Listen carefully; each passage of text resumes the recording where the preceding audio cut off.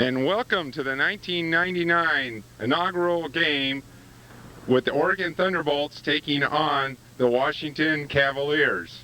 Hi everyone, this is Greg Miller for the Oregon Thunderbolts, and we're welcoming you to the new 1999 season, hopefully a beginning to what could be a national championship for the Oregon Thunderbolts this year. Last year, if you weren't so well informed, we finished our season with the last game being in the championship game in Marlborough, Massachusetts, where the Oregon Thunderbolts played a tough game for 3.5 quarters. Unfortunately, a few breakdowns led to a few scores for the Shamrocks, and the final score was 35-13. Everyone throughout the United States, though, commended the Oregon Thunderbolts and thought that they were just an equal to the Shamrocks on the field. And this year they're going out to prove that it was no fluke last year. We like to let you know that we have a lot of new players this year.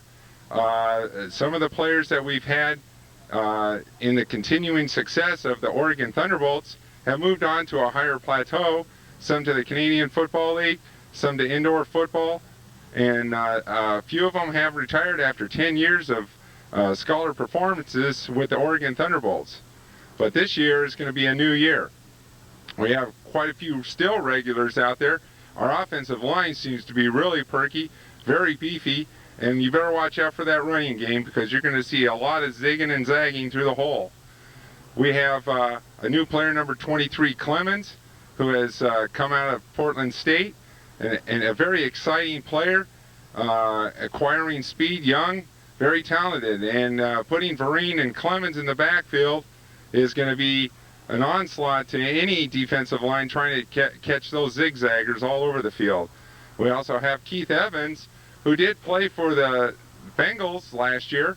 And that's an enormous pickup for a real someone that's actually kind of a tailback, but actually the size of a fullback. And so with that blocking feature in the backfield for the Oregon Thunderbolts, they are going to just mop up a lot of teams on the run game.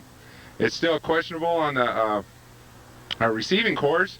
We lost a few players this year, but in as a normal role for the Oregon Thunderbolts, we've also acquired some new receivers.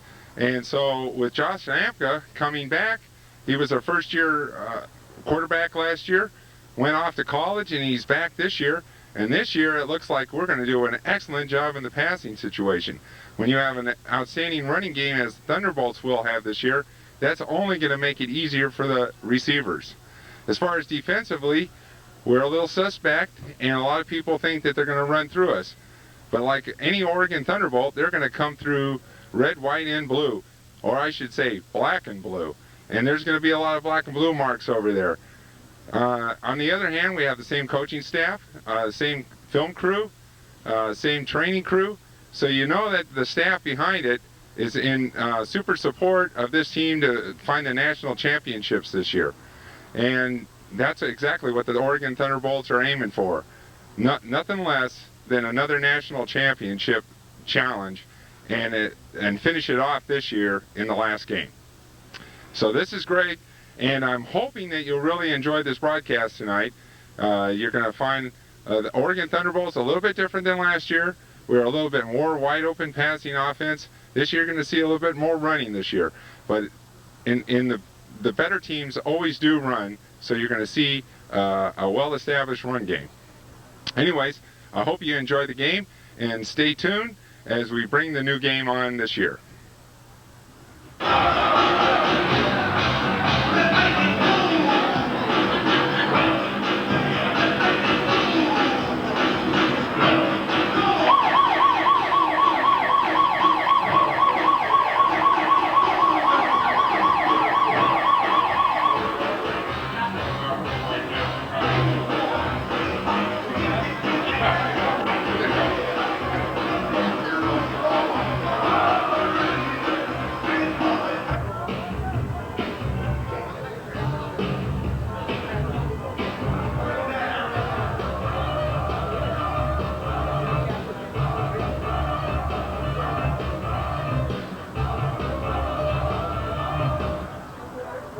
Today we have the Oregon Thunderbolts against your Vancouver Cougars.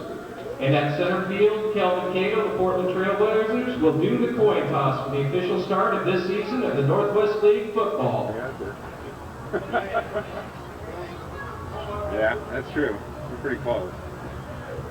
Chris Lane's got his own.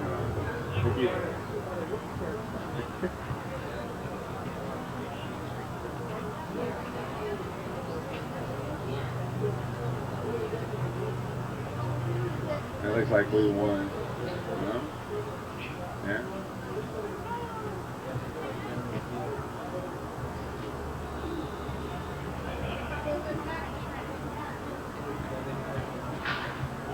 Oh, we won. Yeah, we get the ball first. I don't know if he's in with anybody. He's out there on the field. And here we go on the opening kickoff to Oregon Thunderbolts, who won the kick. Van Velarde, number 5, with the ball at the 5-yard line. He's up to the 20, 25-yard line where he's met by the by the Cavaliers, and taking down, looks like, just at the 25-yard line. Welcome to Kicking Field, everybody. Now that we have kicked off the season. Okay, for the first play for the Oregon Thunderbolts, starting on their 1999 offense. At quarterback, it's Josh Lampka, number 18, who's taking over for Mike Haskamp, who started last year. New look for the Oregon Thunderbolts. We're throwing in a tight end, and the handoff is to number 23, who is a new player on the team, Gary Clemens, who carries the ball for a gain of almost 4 yards. Gary Clemens comes out of Portland State University, was a 4-year starter there, and so that's a nice acquisition for the Oregon Thunderbolts because he's a Division I player, which means you're going to expect high quality running from him.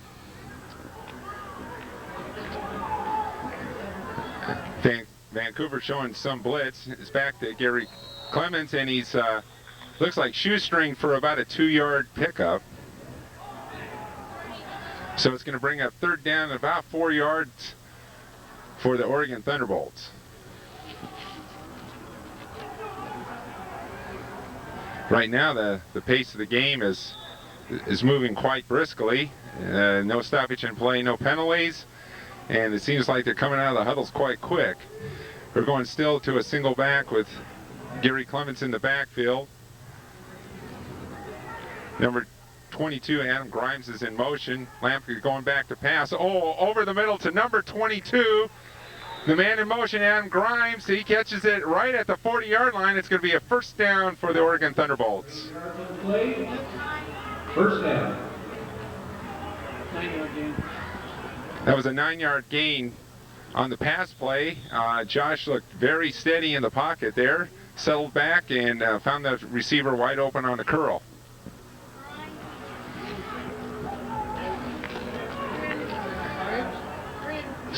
So now the Thunderbolts line up with a slot back.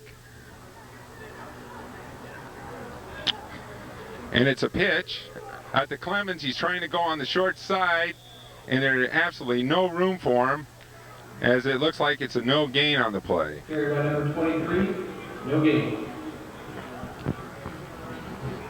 Right now the Thunderbolts were trying to make them feel that they were going to go to the opposite side, bringing in a close route, trying to make it through on the short side. Vancouver covered it very well.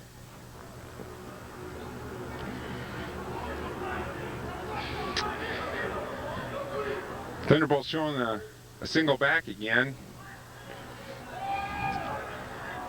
Number 22, Grimes, is in motion. Clemens gets the ball, does a little scatter move, and makes a nice pickup of about 3 yards on the play. So it's going to bring up third down and about 7 for the Oregon Thunderbolts. We also like to remind you that the Oregon Thunderbolts' first game will be against the Oregon Panthers, and that won't be until July the 10th. That's July the 10th. Next week we're in Seattle against a new team called the Jaguars, and Of course, the 4th of July is a week off. Okay, the Thunderbolts come back on offense. It's 3rd down and 7. Last year, Josh Lampka was the 2nd highest rated quarterback in the Northwest Football League with a 134 rating, which was excellent for. But on top of that, he was a first-year player. He settles back and he's going out to a swing. Oh, and there's a flag on the play, and I believe it'll be pass interference. Number 7, that was Fernando Fontroy, who was looking for the ball, and as he was turning to go get the ball, he was being yanked on by the arm, so it's going to be a 1st down for the Thunderbolts. And that's going to be, let's see where they mark that ball. It's going to be at the 32-yard line, so that's close to a 18-yard penalty.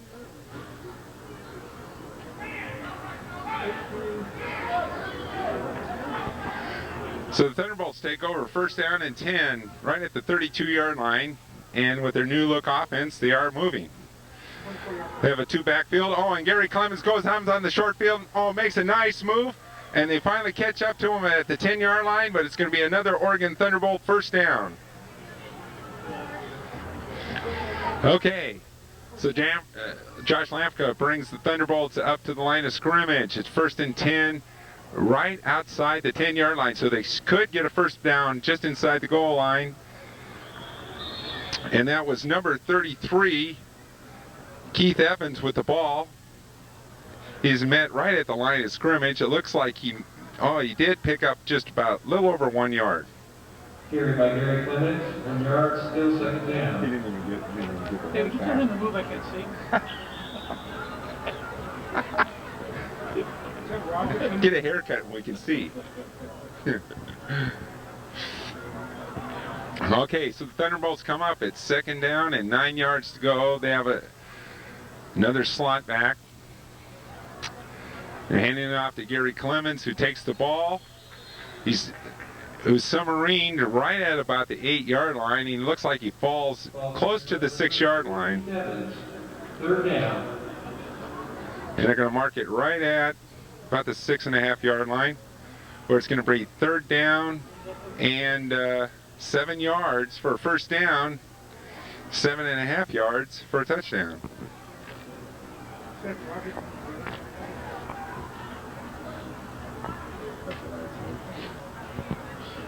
we throw a fastball?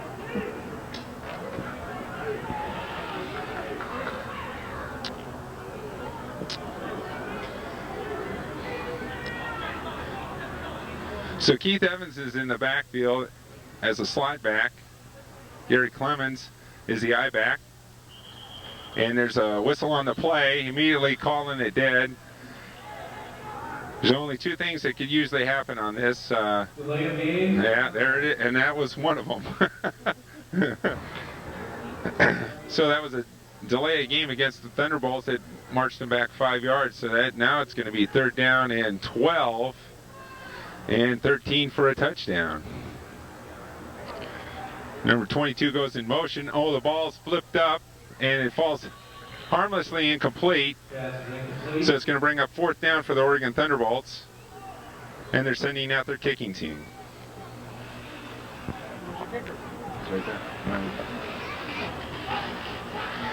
So Jeff Wood is about to kick. Van Velarde's the holder. Jason Lang is the snapper. That's our new snapper this year. The ball's down, the kick is up, and the kick is good. And Jeff Wood bombs a 22-yard field goal. I mean, that cleared that went out over to the scoreboard. And Thunderbolts draw first blood, and it's 3-0 Oregon Thunderbolts.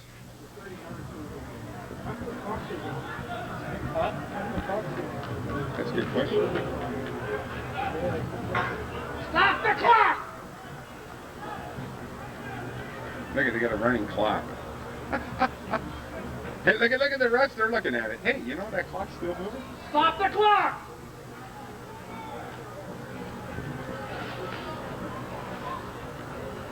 Second quarter, we're in. 3rd quarter already. We only got the first series in. You know, if I was up there, I wouldn't be able to do that. Stay down there, I can't do that. Might be glad you're not up there. It's fine.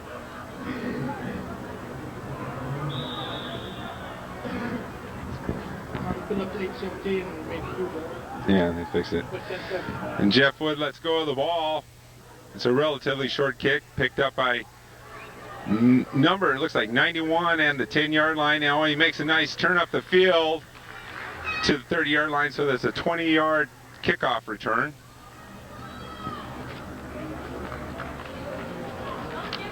I'm gonna just put my stuff down here. See it. I can see it. Make it all clear. So Thunderbolts go their first chance.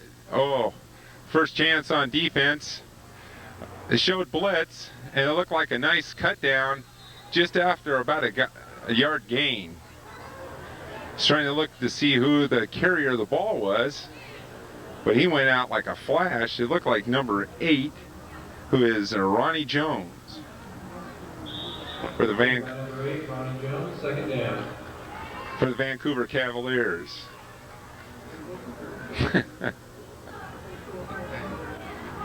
Remember which game on the ball. So Vancouver goes on their second possession, and a quick handoff and a quick takedown.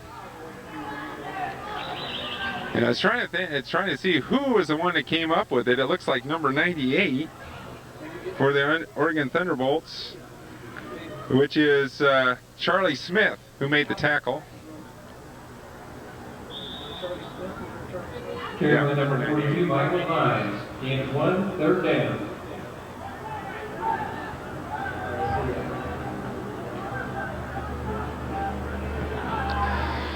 So the Cavaliers are facing a third and a little over 6 yards to go.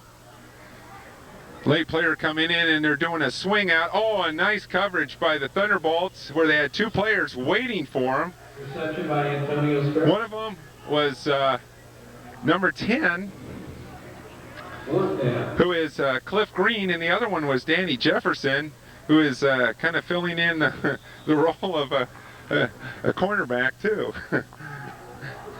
Excellent job by both of them, and they had the receiver covered, so it's going to bring up 4th down and 3 yards for the 23. Cavaliers, and they're in punt formation. Yes, I'm sure.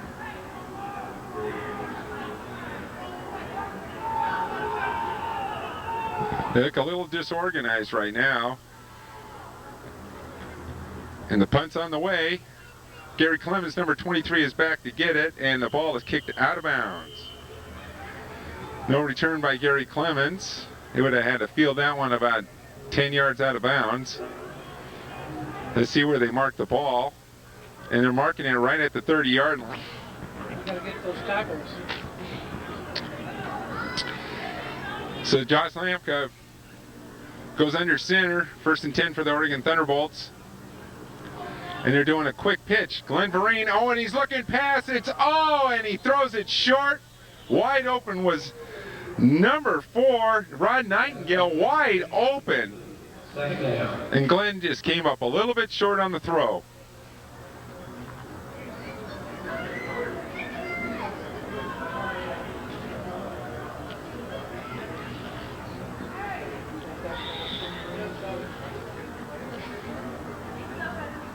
We just lost 3 feet on the. Yeah.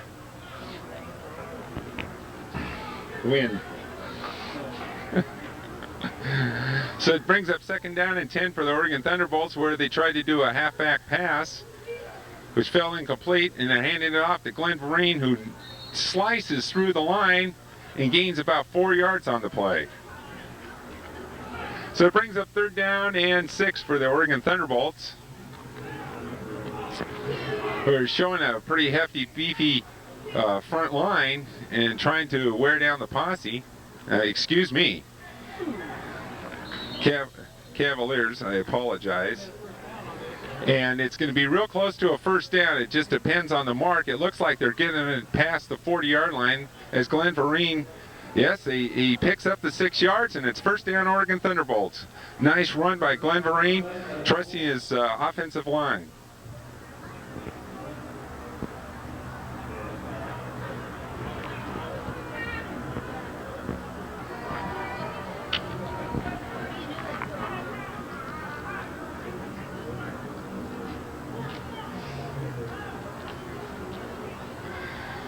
So the posse are starting to stack the line now, where they get the linebackers moving up into the slots. Keith Evans is in the backfield, and it's a quick handoff.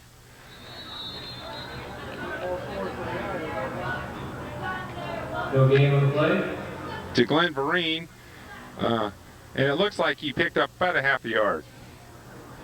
They stack the line. As soon as they saw Vereen in the background, they believe that he's getting the ball most of the time.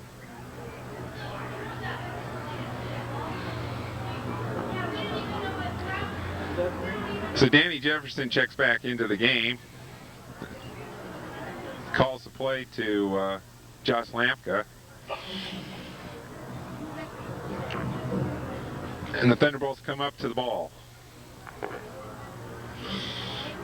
And they're throwing Casey Gallagher, number 46, and he's going to be on the tight end out to the right-hand side.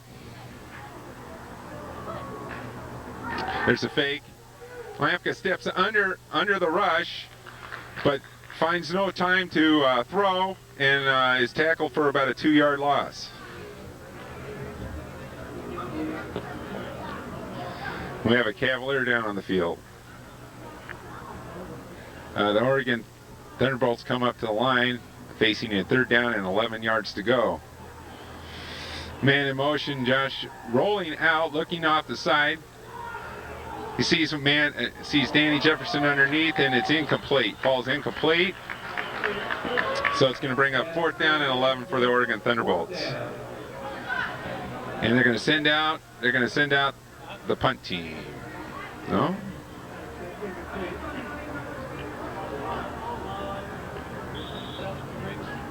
Oh, no, it wasn't Jefferson.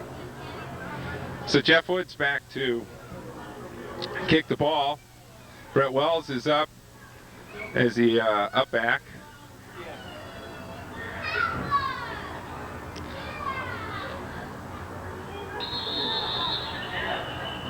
A flag on the play, and we're going to find out what's going on. Flags on the play. And it's an illegal procedure call against the Thunderbolts. Ball start offense. False. Still 4th down. Let's call it like it's supposed to be. Not false start. Is there a true start or a false start? And I'm still trying to find out who's snapping the long balls, because Jason Lang just left the field. So Jeff Wood's back there to get the ball. The snap comes out clean, and Jeff Wood sends off a boomer where it's fielded right at about the 18-yard line. Number 11 fields, goes around in about 6 different circles. There's a clip right there, and he'll be taken down at about the 22-yard line, but there's a clip. So that's gonna march the Cavaliers back another 10 yards. Returned by Maurice Grant for 5 yards.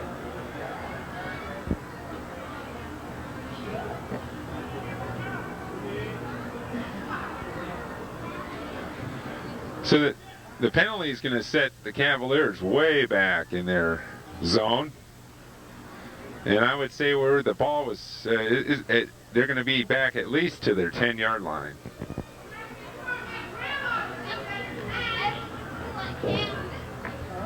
Flipping on the offense. It's probably against him too, the way it's walking down.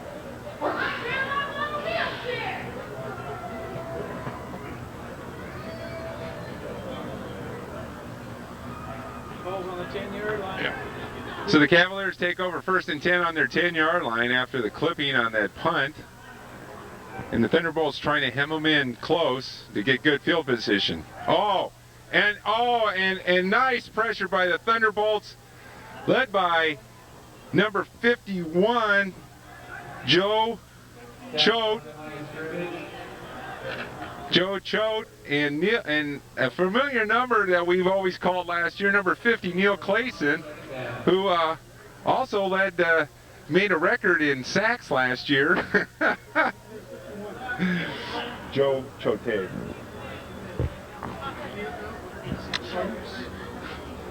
Choate? Choate? Choate.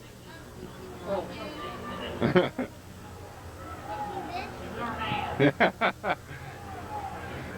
that was a nice coverage, and that led to a nice and a delay, and we know that number very well, as that was Antonio Sparrow with the ball. Oh no, excuse me, that was not number 2, that was number 8, Ronnie Jones, on a nice delay. And they mark the ball right at the 12-yard line. So that's going to bring up a 3rd down and 8 for the Cavaliers.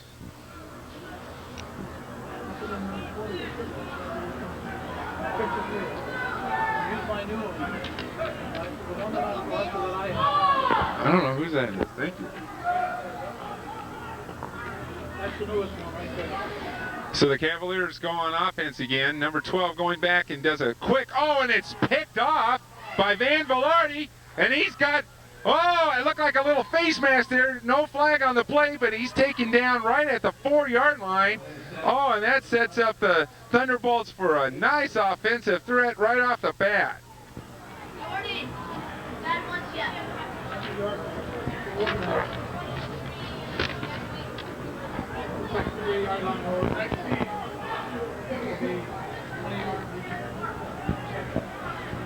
Interception.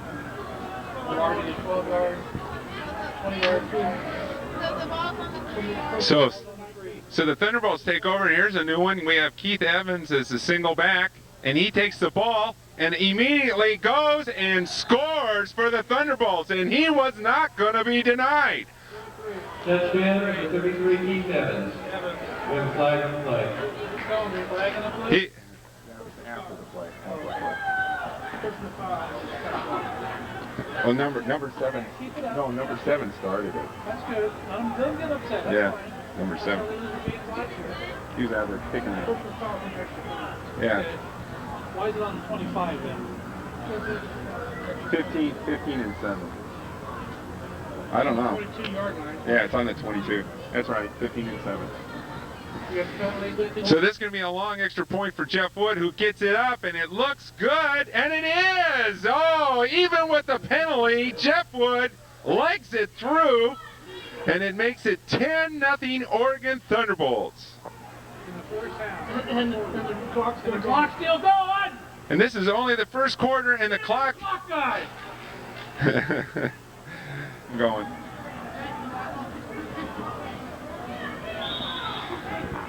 So Jeff Wood's ready to kick off, and now the Oregon Thunderbolts in the first quarter lead 10-0. This time he gets a high one, end over end, and it's fielded right at the 5-yard line by number 81, who makes a nice turn on the outside, does a spin, and is forced out of bounds. And that was Victor Winsell. Return number 81, Victor Winsell. And he's knocked out right at about the 28-yard line.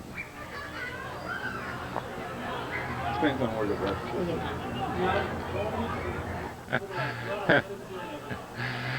is. So the clock's running down, and we're at 7, 6, 5. They get the play off. It's a quick out. That's Antonio Sparrow with a quick catch, and it looks like about a 3 or 4 yard pickup. They stopped the clock on it. Okay, so Vancouver has a 2nd down and 6 to go as they switch sides of the field.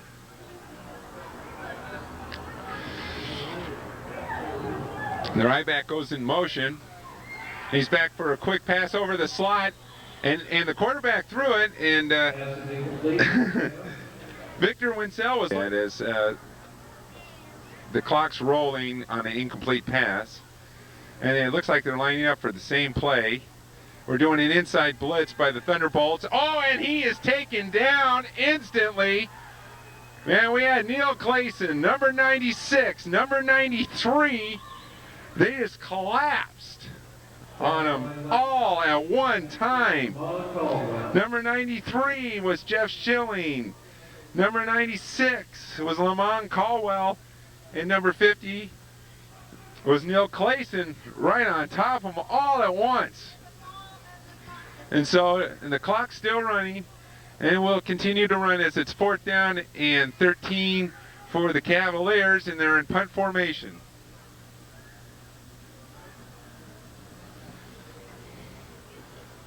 Oh, and it's blocked by the... Oh, it is blocked, and then the lineman picks it up. Oh, it's a linebacker, number 58, takes the ball and runs it in. Number 58 is Mike Charles. Picks up the ball and rambles in for a Thunderbolt touchdown. I was trying to see who was the outside man on that. Did you see who was the outside man? So Jeff Wood's lining up for a kick. The ball's down to kick it up, and the kick is, man, the kick is a home run as he decks it out of the fence.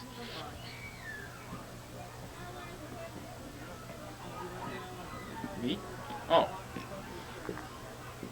And with the clock still running, for some unknown reason, and which is all in favor of the Oregon Thunderbolts, the score is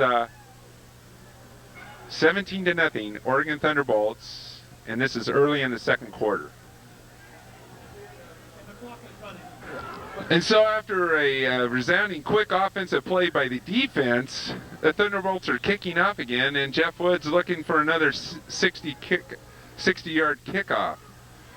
He gets a nice end-over-end boomer, and it's going to the sidelines. It's out of bounds, and there's going to be a penalty on the play. And the way Jeff's been kicking, I bet you that the Cavaliers are going to take it up around the Cavaliers elected to have him kick again, and Jeff Wood lays his leg into it, and it's picked up about the 21-yard line. Number 11 gets the ball, spins off a tackle, but then is immediately hit right at about the 31-yard line. Returned by number 11, Maurice France. And that was Maurice France for the Cavaliers, who returned the ball for about a 10-yard reception. Scribble marks here. Yeah, it's a virus. The virus.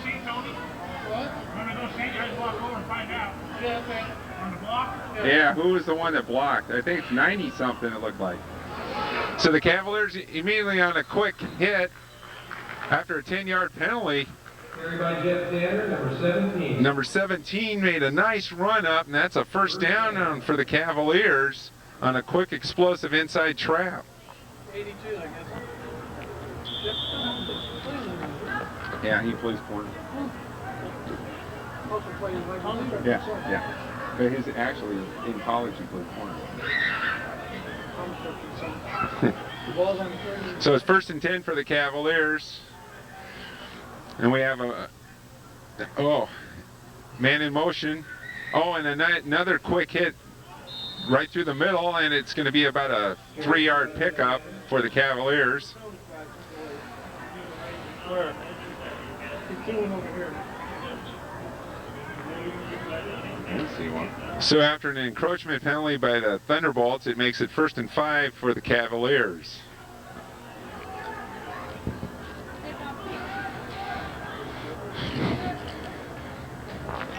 Victor Wenzel was in motion. Lots of pressure by the Thunderbolts, and it just really gets number 12, who's the quarterback, Neiman Archer. He just couldn't get his foot leveled out and threw it into the dirt. There's a penalty on the play, and it's holding against the Cavaliers. So what they gained on that 5 yards, they're going to lose 5 yards, so it's going to bring up 1st down and 15 for the Cavaliers.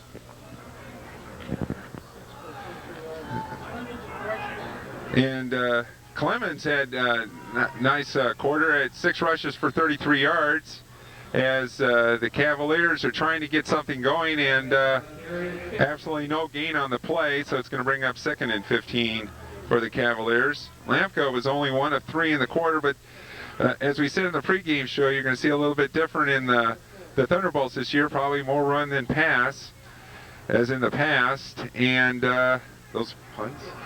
Penalties. Oh, penalties. For on who? Cavaliers? On us. And the Thunderbolts had 4 penalties for 25 yards in the quarter. So actually that's a pretty nice start for the first game of the year, and we had no preseason games, so for the Thunderbolts that's an honest start. A quick hit, slant, nice catch by number 2, Antonio Sparrow. It's a 10-yard pickup. It's going to bring up 3rd down and right about 7 yards for the 50. 50. Oh, Neil Clayson. 3rd and 6. Block punt. That's a special. And we just got the information. We couldn't see the number on who blocked the punt. It was Neil Clayson who made that nice block that ended up as an Oregon Thunderbolt touchdown. So the Cavaliers bring up their offense with 3rd and 7. Everybody's moving on the play, and I would imagine that probably offense is going to get it first. It always is the case if the offensive man moves. It looked like Antonio Sparrow was a little giddy over there on the outside, and so that's going to be 5 yards against 10-foot balloons. Okay, and so after the timeout, Cavaliers are trying to find some consistent offense as they're lining up with a 3rd down and 11 right square in their face.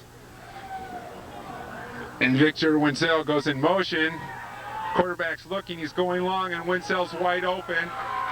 Oh, and the ball's loose. The ball's loose on it, and it's picked up by a Thunderbolt. Danny Jefferson has it and falls on it. Oh, and there should be a penalty on the play as the player took a helmet into the back. Reception on the play is good. Fumble recovered by the Thunderbolts. And just when the Cavaliers thought they had something going, they found out that the mustard slipped off the hot dog, and boy, I tell you what, the Thunderbolts were hungry to gobble that right up. That goes over the TV. Yeah.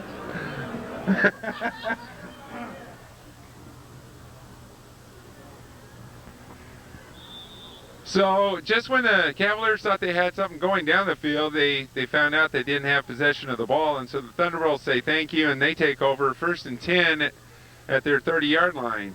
Lampka looking long, and boy, he was really looking long because they threw it to number 11 in the red, and he's going right down the sidelines. Oh, and he's yanked down by Rod Wilson right at about the 6-yard line. Interception by number 11, Maurice Brands. You would understand that. So it's 1st and 10 for the Cavaliers right at their 4-yard line after the turnover by the Thunderbolts on a Josh Lampka interception. He's going for a quick out, and the ball's caught, and it's caught for a touchdown. Number 10, Cliff Green, didn't even know the ball was coming, and it was completed for a touchdown. And so the Cavaliers get on the board in the 2nd quarter with 9 minutes and 30 seconds left, and it's 17-6.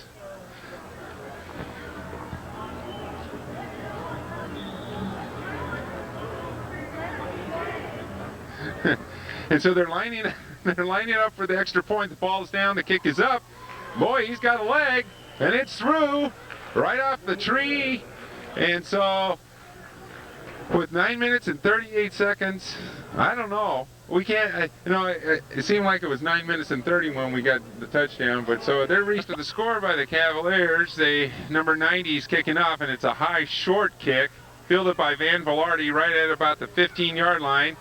He gets hit, knocked back, and now he's corralled, and it looks like it's going to be basically, they're going to mark it right at the 15-yard line. So he advanced to the 20, retracked to the 15, and that's where he was buried. So he did a lot of motion, but where he caught it and where they're marking it is exactly the same place.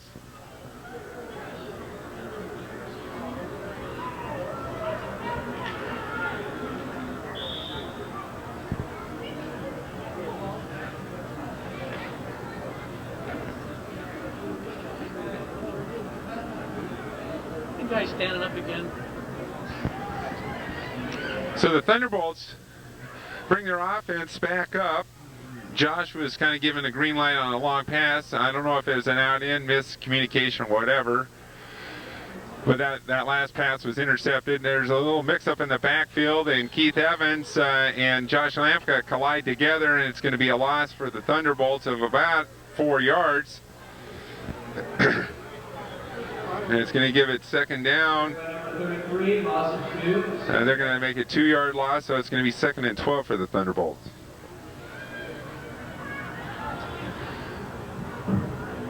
So right now, I think the Thunderbolts are trying to shake the little dust off that they have right now. They were feeling a little cozy there earlier in the game. Right now, they're trying to get back in sync. And Lampko goes back with a quick handoff to Gary Clemens, who takes the ball, and he's going to make up about what we lost on the first exchange. Third down.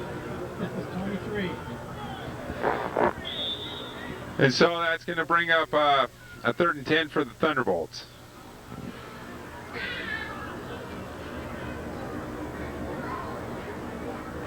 We got 10 yards to go.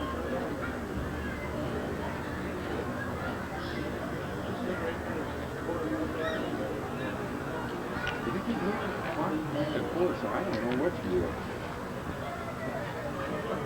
I figure they probably lost 5 minutes, so they're going to add the 5 into the second quarter. We're going to have a 20-minute second quarter. Okay, so it's a quick in.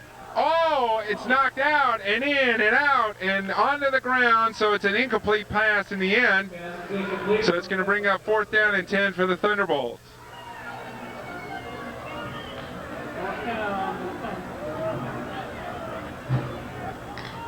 So after the incomplete pass, the Thunderbolts are forced to punt the ball. And a little mix-up in the backfield there, and they don't know exactly where to line up. Now, I'm not sure if what's going on out there, but they're ready to punt the ball. And it's a tough play for a new snapper out there. Throwing it at the goal line. It was kind of wobbly. Oh, and there's whistles all over. I have no idea what's going on, but it must be delay a game. Let's see, it's number 25. Where in the heck did he find that? Oh, he just changed his number. Oh, gotcha. Okay, so, and Jeff Wood does a nice job of getting the kickoff. It takes a Thunderbolts spin, and it's rolling right. Oh, and it's getting some backspin. And they finally downed it right at the 50-yard line. Ball is down. Hello? Oh, you mean on the Cavaliers side? No, I haven't seen him. Green's here. Jeff Thomas isn't. Don't know.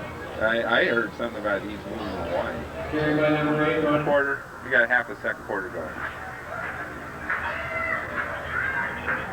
No, because we got halftime, so you probably wait. And you should make it. No, not really. No, not even close. Yeah. Ball is kicked by David Archer. Okay, sounds good. Bye-bye. You wouldn't believe who that was. Yeah, that was Eric's. So for the Cavaliers, they line up. It's 3rd down and 9 yards to go. Sorry about the slight interruption there. Wenzel is in motion. Someone moved on the Cavaliers side, and Thunderbolts are easily to jump on that, and the flags all over the place. Approachment defense. Oh, and they're going to call it on defense. 5-yard penalty, still third down. And that doesn't really help the Thunderbolt cause, so that makes the Cavaliers get just a little bit closer to their first down mark, which is not a smart thing to do. So here goes the Cavaliers, third down and 4 yards. Wenzel is in motion. Everybody was in motion.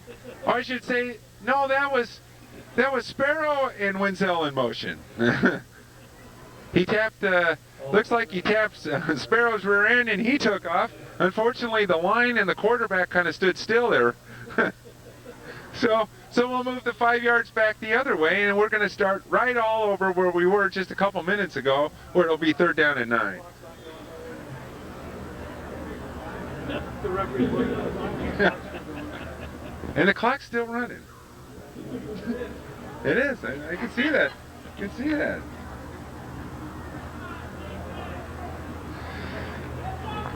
So the Cavaliers come up and they're hoping third time is a charm. And Wenzel goes in motion again. This time he taps the right guy. And it's going to be a quick in. And and Sparrow again, we've seen that pass earlier in the game where it was thrown, but Sparrow wasn't even looking at the time. And thank goodness he was off the mark, or Sparrow will get it right in the back. Did you get that tackle? Punt formation. Cavaliers really, other than the gift that the Thunderbolts gave them down at the 4-yard line, haven't really had anything. A lot of pressure on the punter, and he really gets off a boomer. 5-yard line. Oh, and he gets away. Nice spin move, but he's still taken down right at the 5. Gary Clemens, a very exciting player. Doesn't matter how many get stuck on him. He's just like Glenn Vereen. It's just like they got Vaseline all over their bodies. Start fighting. That's when the pancake game opens up. You gotta work there. Green is in there. Well, we have Glenn Vereen in the backfield. Looks like Evans, and it's quick right off to Vereen, who goes through the line, and he's going to pick up just about 2 yards on the play. Carried by Glenn. And I'd say with the time on the clock and the score in the Thunderbolts' favor and exactly where their field is, I would continuously pound away at that defensive line with a run game. Yards. Second and 8. So Vereen is still in the backfield. He's lone back there. Josh Lampka settling under center. There's another quick handoff to Vereen, and he's going to get about 2 more yards. Vereen on the carry again. Right now, they're just not giving. If they could give Vereen just a half a step, or Gary Clemens a half a step on that interior part of the line, I think they could get off about 10 yards. But right now, they're getting a few hands on them, so they're not really getting up to their speed. Green's taken out.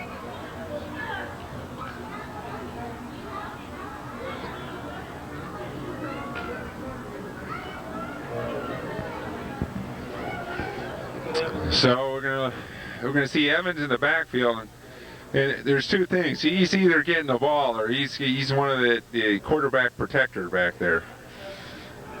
And a lot of motion on the line there, and no, there was a flag. I don't see a flag. Yeah, there is a flag, and it is against the Thunderbolts. And Keith, I think he was a half a step ahead of the count. Third and 10. And we're looking at a swing out, which is Pass is incomplete. 4th down. well short of Glenn. For some reason, that was short arm to Glenn and falls incomplete. It's going to bring up 4th down and 10 for the Thunderbolts. And again, because of their lack of productivity, they're going to find themselves deep in their own end. There's a penalty on the play. I have no idea. That makes it harder on Jeff now. Yeah, with a new snapper. New stepper and right on the Yeah. I'll say he hasn't been long. Huh? The snapper hasn't been long, it's been short enough, so that's a good thing. Oh, and he gets the ball off, and it didn't really have much to work with. And number 11, Scott Lund, has the ball as he saw it go over his head. Oh, and he kind of got away from a couple, and he's going around the end, and he's looking towards the end zone, and then he runs out of bounds. There's a call here on the Reserved by number 11, Maurice. Hurting type penalty for the Cavaliers, which would have been deep in Thunderbolt territory, but they start off at the 50. It's a double reverse. Number 50, Neil Clayson, almost had him. He comes around the corner, and it looks like he's going to get about 6 yards on the play. Neil Clayson had his arms around him, just quite couldn't lock on him.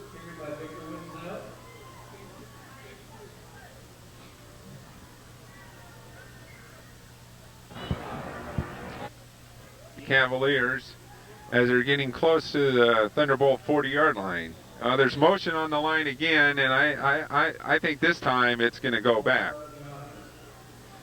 And it is, and so after another nice gain, they're putting themselves back in a hole, and it's going to bring it up at 2nd and 7. Against them, and it brings up 2nd and 7, so it moves it back right about the 47-yard line. And another flag is being thrown.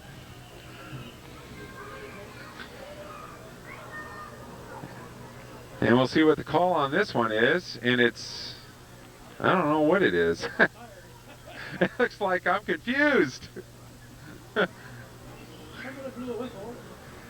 Yeah, we're trying to figure out what the call is on this.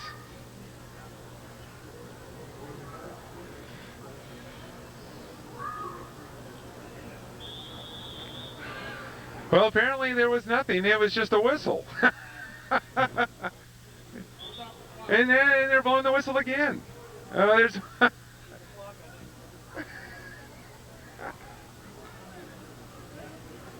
one of the refs on the field is not. One of the refs on the field is not keeping time. There. Okay, so now we got the clock problems figured out, and that's all it ended up being, a clock problem. It's still. And it's a quick out, and, well, let's put it this way. The quarterback thought it was out. Victor Wenzel thought it was in, and there was no catch on the play, so it's going to bring up 3rd down and 7. Okay, so the posse are trying to complete something, and it's a quick one over the middle, and somebody forgot to cover in the middle, and they pick up a 1st down. Middle linebacker vacated. Where he went, we don't know, but there was no one in the middle. Okay, so it's 1st and 10 for the Cavaliers after they pick up right over the middle. And they start off at the Thunderbolt 30-yard line. It's another out to number 21, who is quickly covered, and it's going to be close to a 1st-yard marker. Number 21, Roy Johnson. That was Roy Johnson for the Cavaliers on the pass play. And see where they mark it. And it is a 1st down. They're giving him the 1st down. He just made it past the 1st down marker. So now it's going to be first and 10. There's a minute 28 before the half. And the Thunderbolts right now are trying to just burn the time up and stall the Cavaliers from scoring before halftime.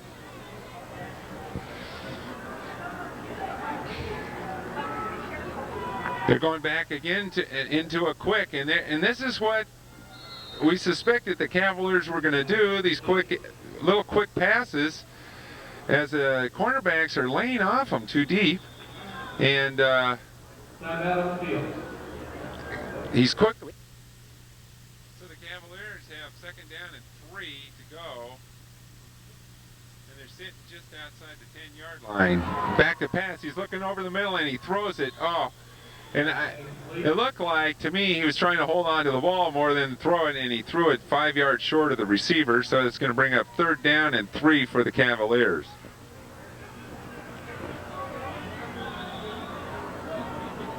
It looked like he was trying to hold on to that ball instead of throw it.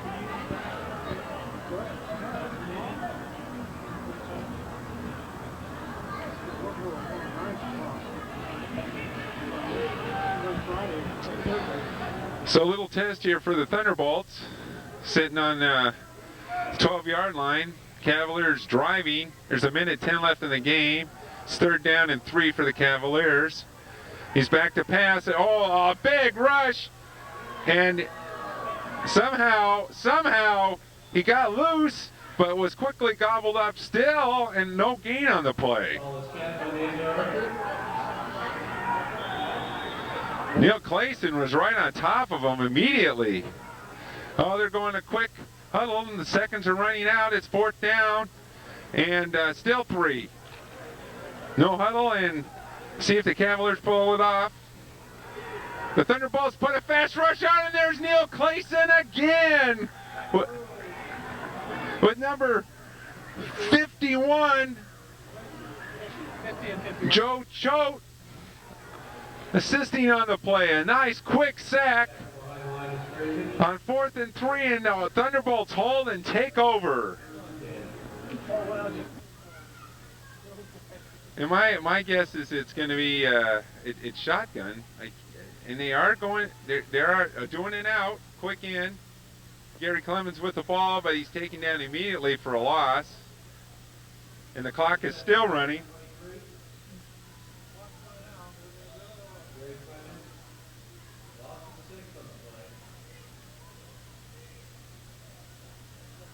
And it looks like the Thunderbolts are going to be just happy with running the clock out, as there's less than 10 seconds left. And that's what they're going to do, and the clock's going to run out, and you're going to find the Thunderbolts ahead at halftime, 17-7 over the Vancouver Cavaliers.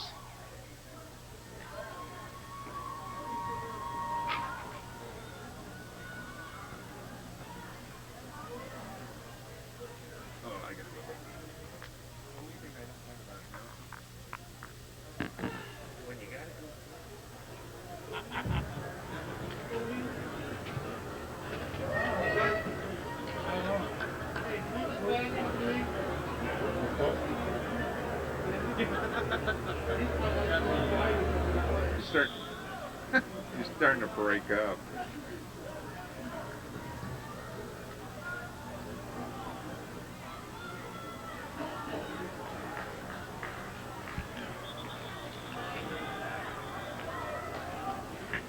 Ball's returned for number 181, Victor Winslow.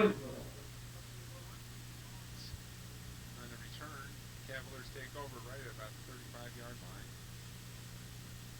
They're back for a quick pass, and it's almost picked off. A nice read by Danny Jefferson, almost picked it off the turf, and it fell incomplete, so it's going to bring up a 2nd down and 10 for the Cavaliers. A few halftime statistics. Glenn Vereen carried the ball 5 times for 16 yards, which is a little shy for Glenn. Gary Clemens had the ball 7 times for 35 yards. Danny Jefferson had 4 tackles. Neil Clayson 3 tackles and a sack and a block punt. So that was a nice stat. Here's a handoff and a shot up the middle, and it looks like it's going to be for about a 5-yard gain. So it's going to bring up 3rd and about 5 for the Cavaliers. 3rd down. And the totals, these are kind of shocking for the Thunderbolts. 54 yards in rushing and only 3 yards in passing. Is that correct? 3 yards in passing. And I told you it was going to be a little bit different this year. I thought we'd run a lot more than we did pass, but this is a little on the exception side. So when Sale goes in motion, and it's a try for a quick handoff, and it was just absolutely snuffed out, as nothing was going to go through the middle on that one. It looked like Joe Choate was the first man in the play. I see someone on the bottom, and wouldn't you know, it's number 50, Neil Clayson. So I think the 50-51 team tag scenario is being set up for the game.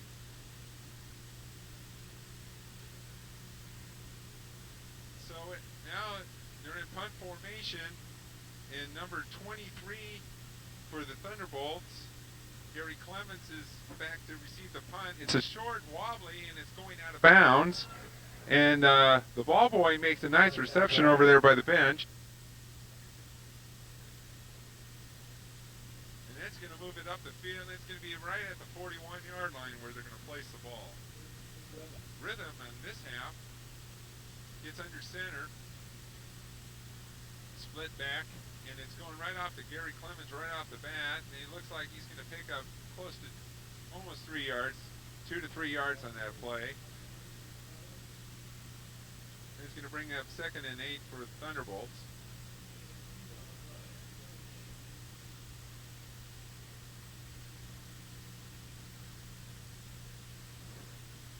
Coming up on the 13-minute mark in the third quarter, and the Thunderbolts are trying to establish some kind of rhythmic offense right now. They were kind of sporadic. They had good moments and bad moments in the first half, and they're trying to settle in and create some momentum in the second half. It's a quick handoff, and number 6 for the Posse, Kobe Griggs. He's a defensive tackle, and he was in there just as Josh was laying it into Gary Clemens' hand, and the impact alone into Josh knocked Gary Clemens right off his feet. So there was a loss on the play, and it's going to bring up 3rd and 12 for the Thunderbolts.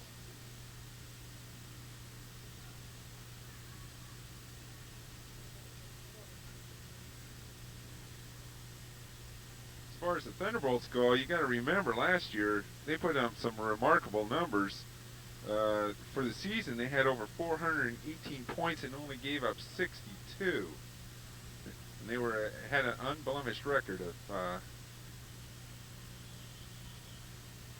12-0. They went flying through the playoffs until the finals. There's a flag on the play, and it's a. Boy, they let the clock run out. They got the play in late, and that's going to really back up the Thunderbolts, and it's going to leave them in a real deep territory of 3rd and 17.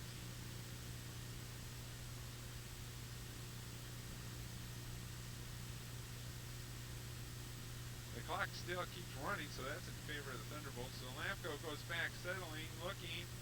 Now he does a flare out to Gary Clemens and makes a nice reception, a nice step through. Very nice reception. It's comes up 6 yards short of the first down, so that was an 11-yard pickup. There is a flag on the play, though, and it's holding against the Thunderbolts. So that nullifies that nice reception by Gary Clemens. Josh Lampka really held off for a long time taking that rush, and then flared it out just as Gary Clemens opened up. But it's all nullified by a holding call.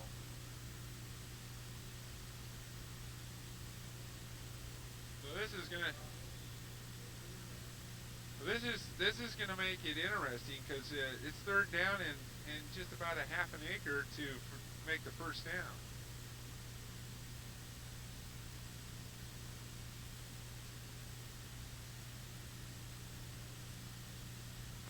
So the Thunderbolts find themselves on their own 15-yard line. 3rd and 35 yards to go. Josh is, and it's a delay to Gary Clemens, and he finds a pocket and a seam. Oh, and makes a very nice run. Gets all the way up to the 35-yard line. That's a 20-yard pickup. But it's still going to leave him 4th down and 16.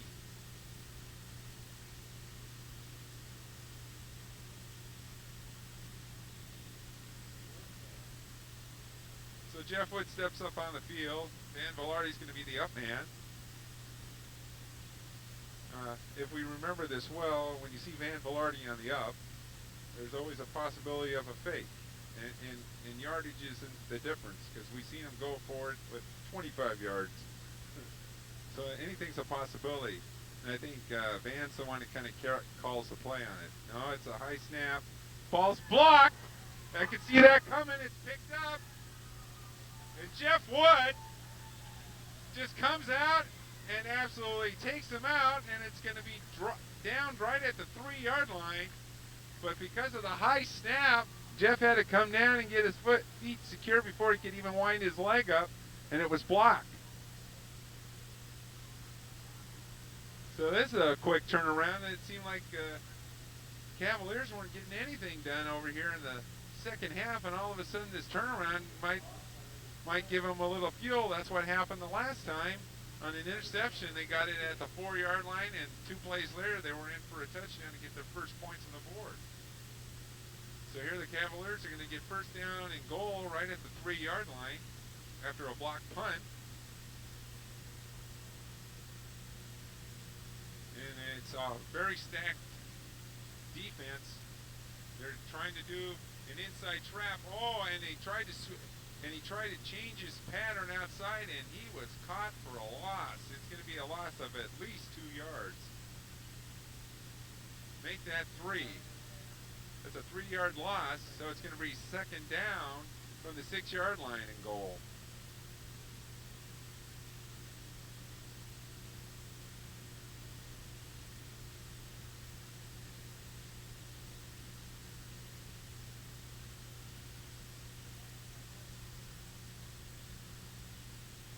Cavaliers come up to the ball, facing a second down and goal, but after a 3-yard loss. So they doubled the distance away from where they started. Sparrow goes in motion, and it's going to be a flare to Sparrow, and it's out of bounds, and there's going to be no flag on the play. There's a little jostling down there in the corner. I think the ref thought it was kind of fair play for both of them. And so it's going to bring up third down and goal. So it's third and goal at the 7-yard line for the Cavaliers. It seems like their marker stick keeps moving back a few inches. Winsell goes in motion. They're going to do the same play to Winsell. And, well, I tell you, someone got lost in that play. I mean, we're talking about he wasn't even in the same time zone on that one, because I'll tell you, Winsell was standing over there, and he was so wide open that he almost fell on his butt doing a back pedal. So the Cavaliers score, which is they're inching ever so closely to the Thunderbolts.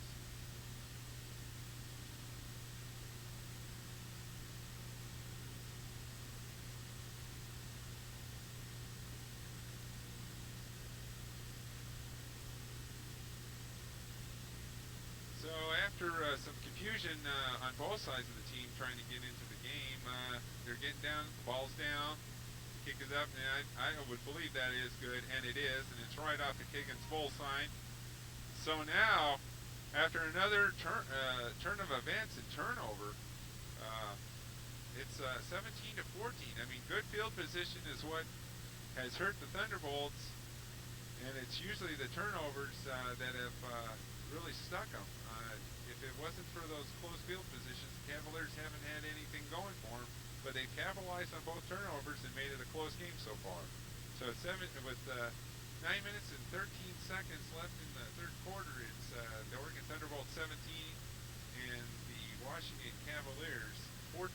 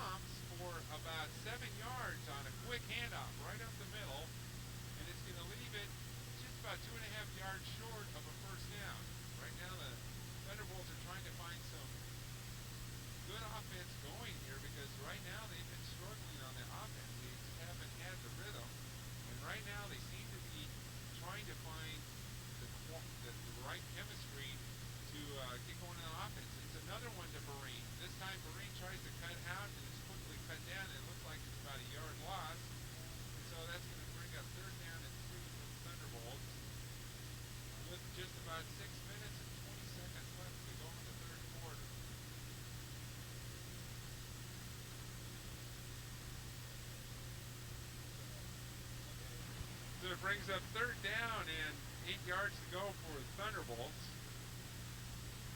And it's a quick to, well, I'm really, it's really tough to see because Gary Clemens and Glenn Vereen are about the same size. And it was Glenn Vereen, and he made enough for the first down. So 3 rushes later, and I think they're trying to find a rhythm on the run. They get a first down. Danny Jefferson comes into the game.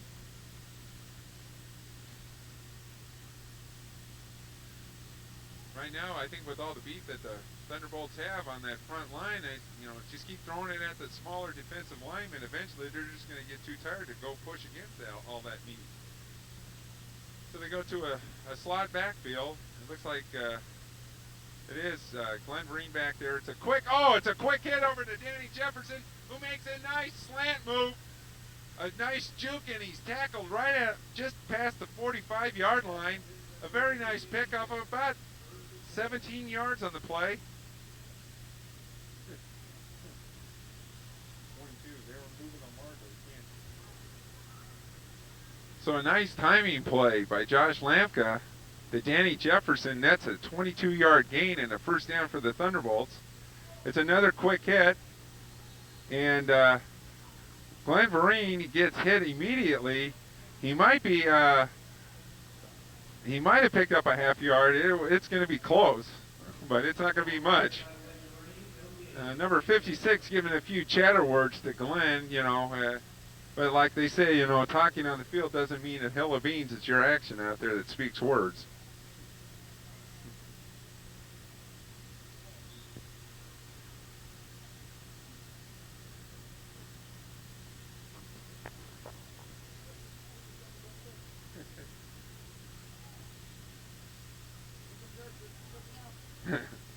So they actually do give Vereen about a half yard pickup on the play. Brings up second down, just over 9 yards to go for the Thunderbolts.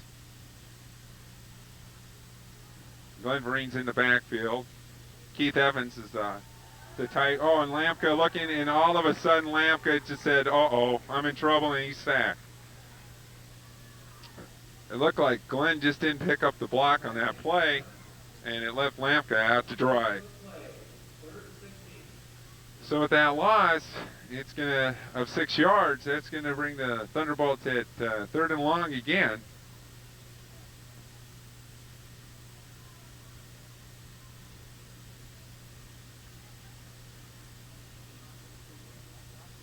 He missed the block.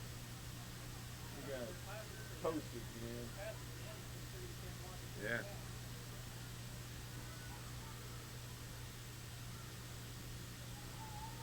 The offense kind of seems out of rhythm. We got, I wonder if we got enough people on the line of scrimmage. Apparently so. No flags on play. Lampka looking back to the pass. It's a comebacker. Oh, nice catch. Is that Danny Jefferson over there on the far side? Danny Jefferson with a catch. He's going to be about 4 yards short of the first down.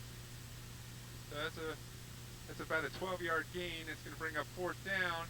And normally in this situation, the Thunderbolts last year would never even think about kicking the ball once you got past the 50-yard line. Well, surprised to say, Thunderbolts are going for it. It's fourth and about 4.5 yards. Encroachment by the defense. That might have just get them close enough for a dive.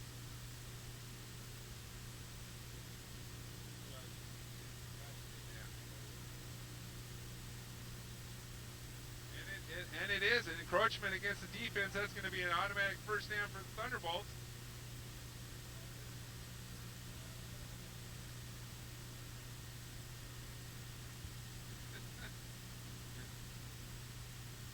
So because of that 5-yard penalty, that gave them a half yard more than they needed for the first down, and they get the first down.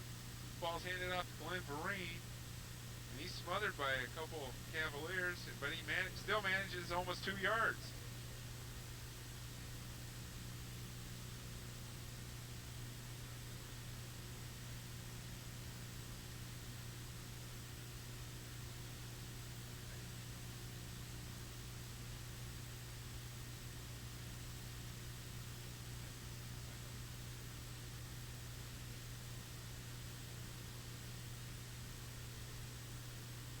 after the 2 yards by Glenn Vereen, it's second down and 8 for the Thunderbolts. They give it back to Vereen. He gets it. Oh, nice move.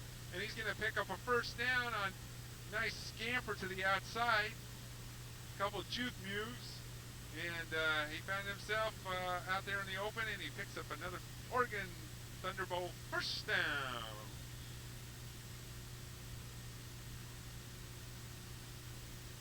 Had a real long sustained drive, except for the first one in the first quarter.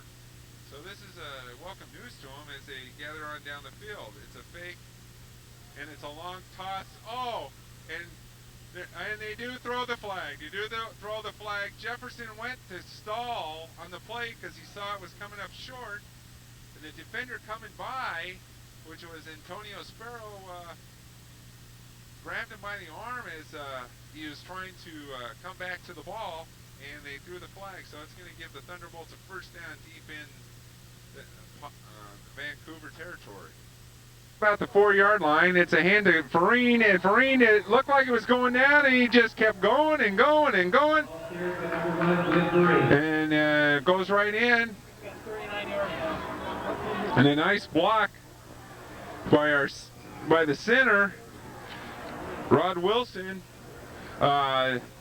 really helped Vereen get into the end zone, and now, just as it looked like the Cavaliers were going to creep in, Thunderbolts come back with 6 points of their own. Jeff Wood looking for the 7th point.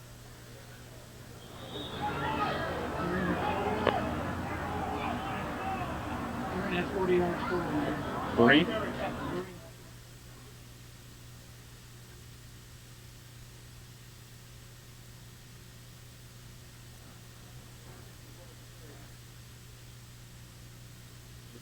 Ball is down, the kick is up and good, and so that's going to make it the Oregon Thunderbolts 24, the Vancouver Cavaliers 14.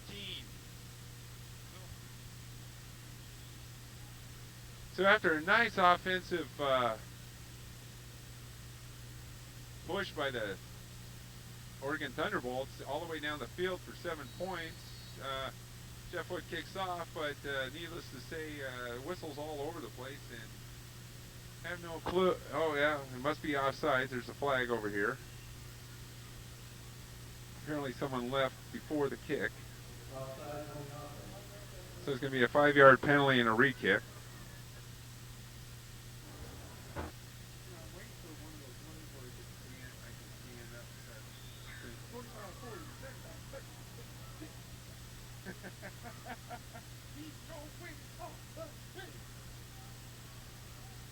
So Wood kicks off the ball again after the 5-yard mark off.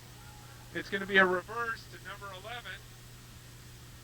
Jeff Wood wasn't faked, but it got blocked out. Oh no, there's Jeff Wood. Excuse me. Wrong guy. It was number 19 who got clocked on he was looking for the tackle, and he got decked. And Jeff Wood again makes a fine tackle. I think we're gonna sign up Jeff Wood on defense. Yeah, and someone dropped their handkerchief at about the 50-yard line. Oh no, that's a flag.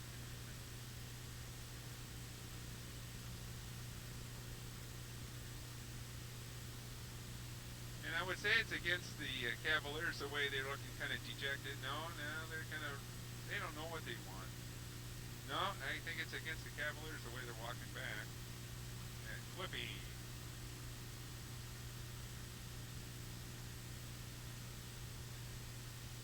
Can't fill it all in 30 seconds. So after the penalty, nullified a nice run back on the punt, on the kickoff, excuse me. They take over at the 40-yard line. And another quick pass by the Cavaliers goes incomplete, and it's going to bring up second down at 10.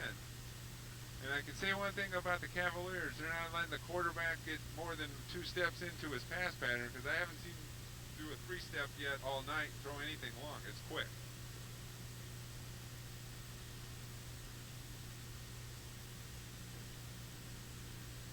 So the Cavaliers trying to muster some kind of offensive threat, throw a trips out far to the left.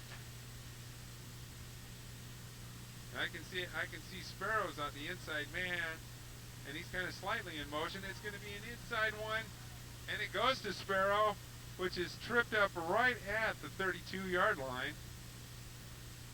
And it's going to be enough. Excuse me, that was a 37. They're going to give him to the 35-yard line, and that's enough for a first down for the Washington Cavaliers. Thunderbolts trying to start getting a role play on their defense here.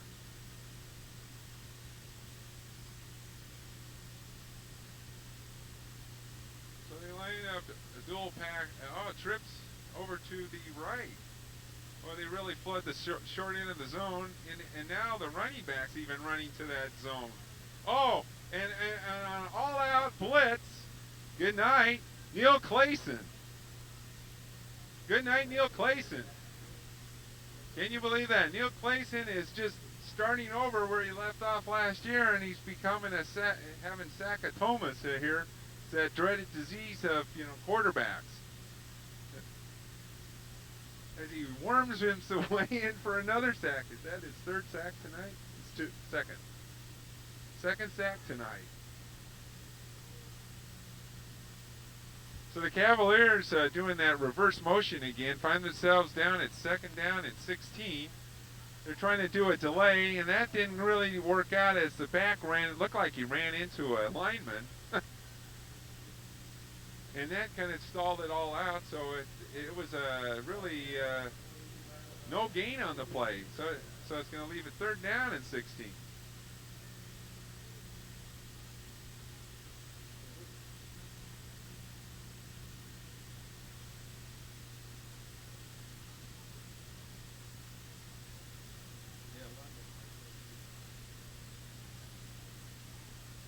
So the Cavaliers, after started moving a little bit here, have kind of stalled out. They throw trips way out to the left again. Last time they had one of the trips was in motion. This time they don't. It's going to, an all-out blitz again. We got Neil Clayson and number 21.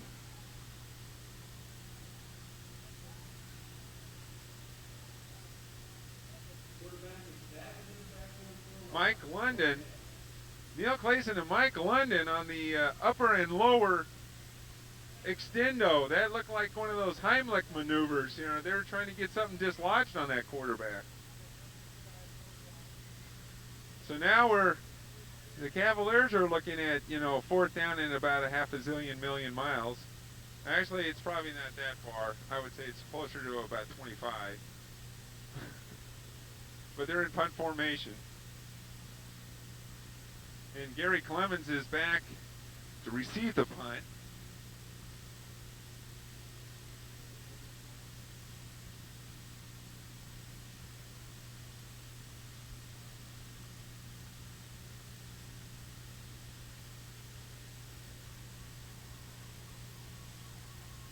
And we're as confused as anybody else out here, but so the clock runs down, so they'll just change sides of the field.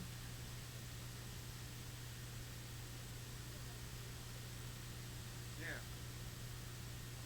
We don't need any ugly mug shots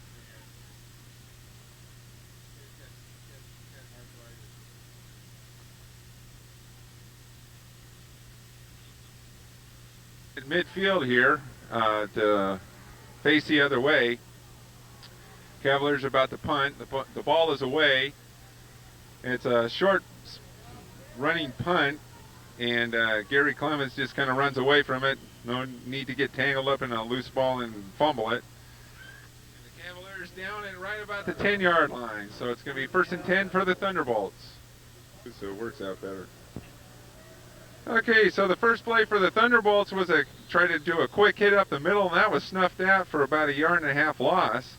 Apparently someone over there in the Cavaliers side knew exactly what was coming, because that play went absolutely nowhere. And that ball was handed off to Keith Evans, and that's even more surprising with his strength. You'd think he would take about 3 or 4 of them to the backfield.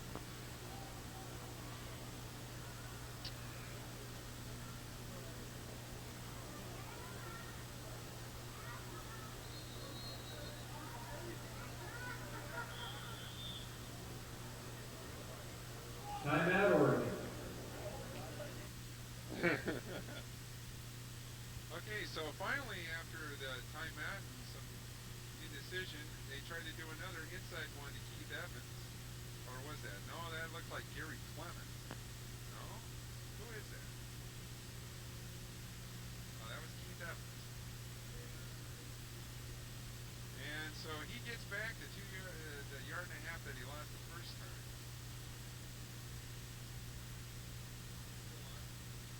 Good. So at the end of the third quarter, Glenn Vereen has 12 rushes for 4 yards.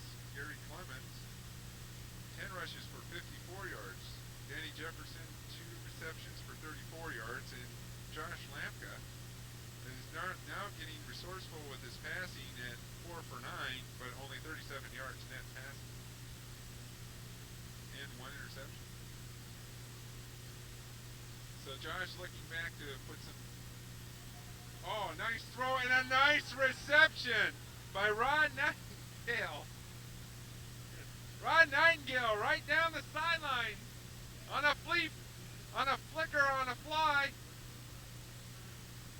as he was jostling with the defensive back all the way down the sidelines, just reached out with his arm and sucked in the ball, and that's an Oregon Thunderbolt first down.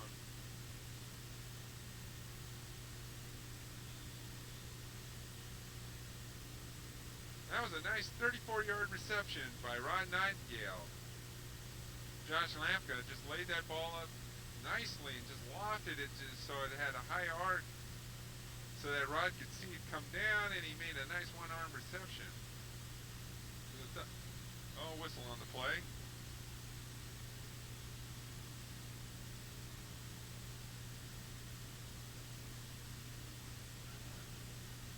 There was a timeout on the field. Well, that's interesting. I don't know who called timeout. It obviously wasn't the quarterback.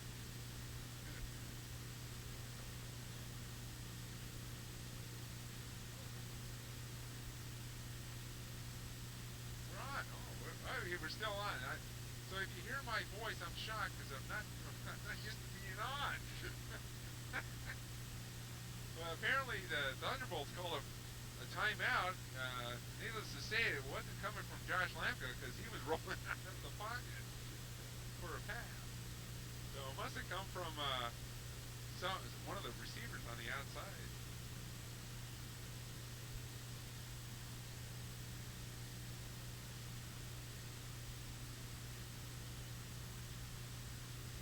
John Phillips apparently doesn't have anything else to do, so he's down here. Get this, on a Saturday evening, down here on a Saturday evening, when he has like 4 or 5 games going on up in Seattle. And he's over here.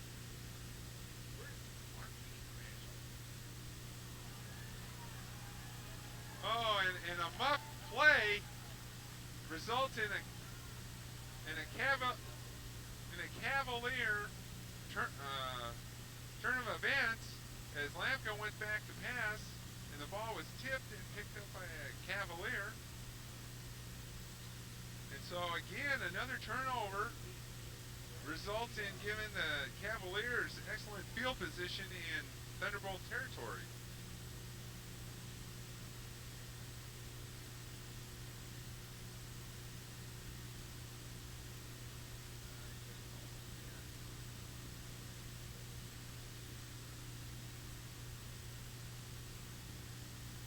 Cavaliers start 1st and 10, a quick slant in, and boy, I tell you what, if he had to stay up for that ball, Victor Winsell would have seen birdies and ducks and everything flown by his head, because, boy, that free safety came up in a hurry and was just going to level him. So it brings up 2nd and 10 for the Washington Cavaliers. Trying to make up some ground here on the turnover. Another quick out, thrown high. Again, if that ball was low, Antonio Sparrow would have been seeing a few birds, because the D-backs are reading the pass, but the passes are not being exactly delivered in the right spots. So after 2 quick passes, Doesn't burn much time off the clock, but it sure does eat up the downs. It's Danny Jefferson that's watching Antonio Sparrow on the outside. Cliff Green is guarding Victor Wenzel on the other side, and that's where Thunderbolts have been having some problems. And that's where they're looking again. As the quarterback rolls out, it's a keeper. He takes the ball, and he's got enough for a Vancouver first down. Well, that's the first time we see the quarterback. We knew that he could roll out and run. Apparently, they're going to use Wenzel and Sparrow as decoys and let the quarterback run with the ball. Yeah.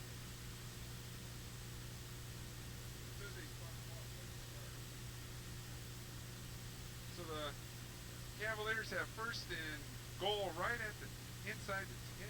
No, excuse me, make that, it's first down and 10, and they're right at the 14. A quick inside.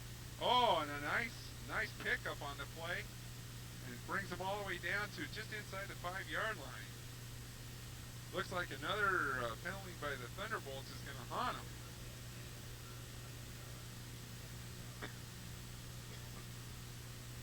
They just didn't have those turnovers. They'd have real control of this game.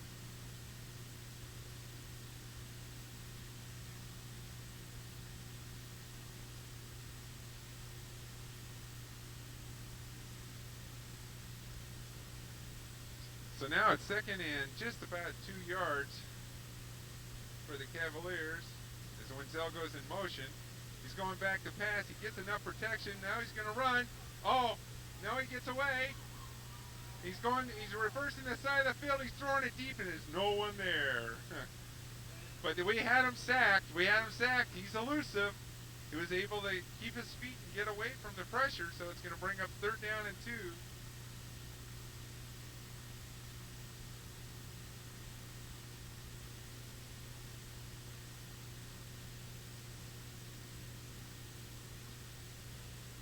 Neiman Archer, he's a tall quarterback. Standing at 6'2", he's 190 pounds, so he's no flyweight. He's got decent speed, and obviously good stamina because he had people wrapped on him, didn't take him down. He was able to keep his feet, get the ball away. So a third down and 2, let's see if they just generate enough for the first down or if they're going to go. No, they're going to pass. They're going to do a quick out, and it falls incomplete, in and out of the hands. Oh, there's a flag on the play, but it's going to be on the interior part of the line, so we're going to find out what the flag is.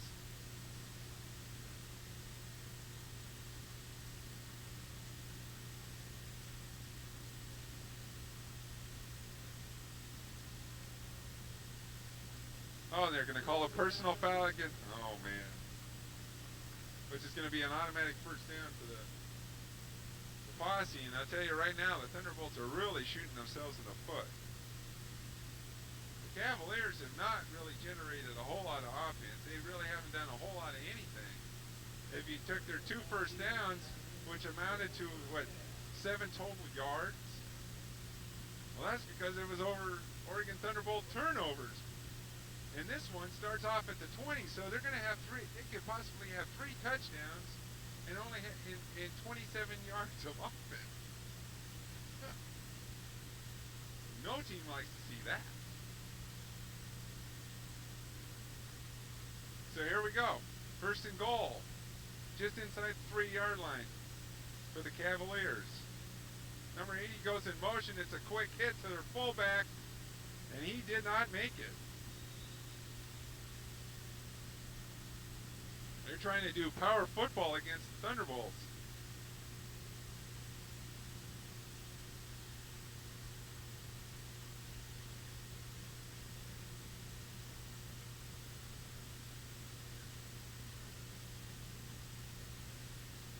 So now the Thunderbolts are trying to find the right chemistry right here to do a goal line stand. I guess if you wanted to do it first time in the season, you would want to do it in your favor when you're ahead by 10 points. This is where you would do an experimental goal line stand. The they're throwing the meat into the middle. Everybody's sitting low, stacking tight. We only have two in the backfield. We have a man in motion. I would imagine it's going to be a, oh no, it's a quarterback rollout, and he's in for the touchdown.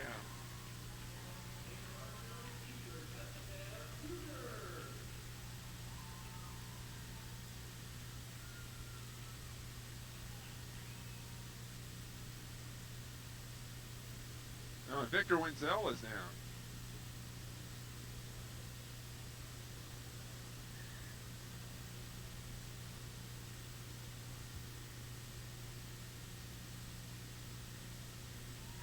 Kick is up, the kick is good, and so the Cavaliers on 27 yards of offense off our turnovers get 21 points.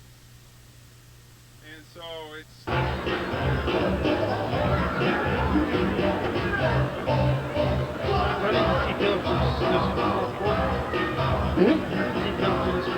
Yeah, no, he wasn't here.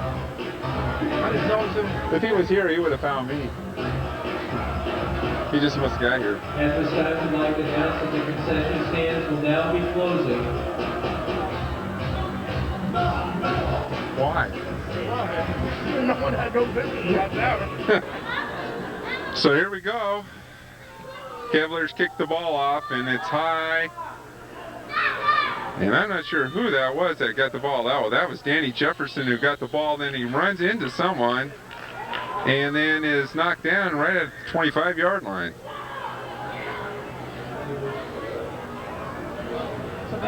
Stop sign, yield sign, I don't care.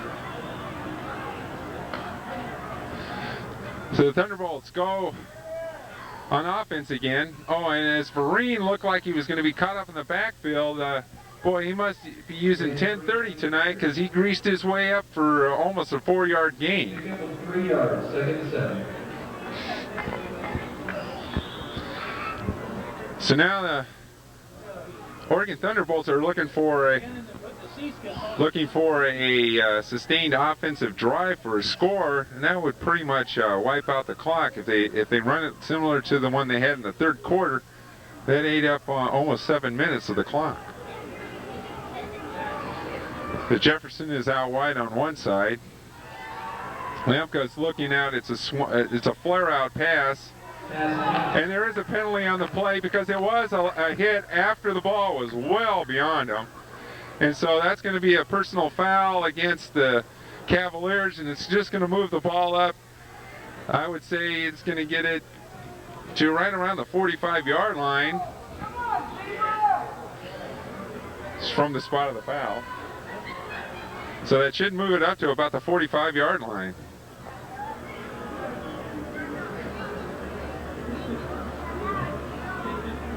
And it's not quite there, close. It's right at the 43, 42. So it's going to be first down and 10 for the Thunderbolts on a thank you for hitting me in the back after the play. And he'll get a flag.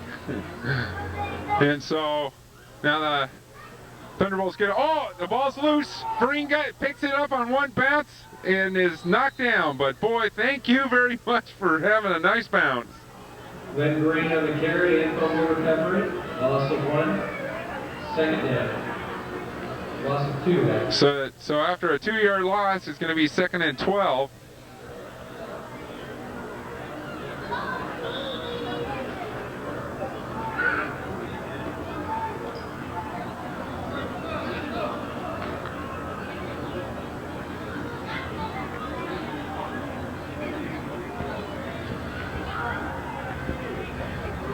So a 2-back backfield. Keith Evans is out back. Oh, and Gary Clemens gets the ball and does a nice cut in.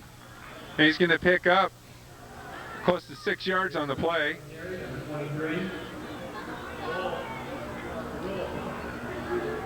So it's going to bring up third down and 6. Third and 6. Am I bugged or what? As soon as I see 3rd and 6, he goes, oh yeah, 3rd and 6. See, Every time we keep doing it, it does it.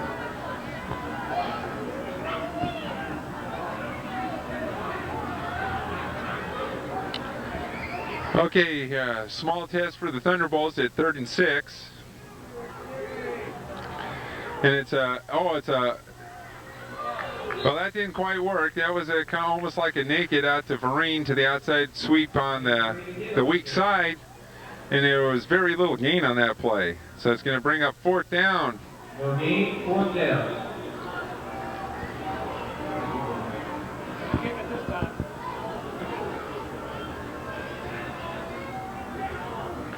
And they're going to kick it.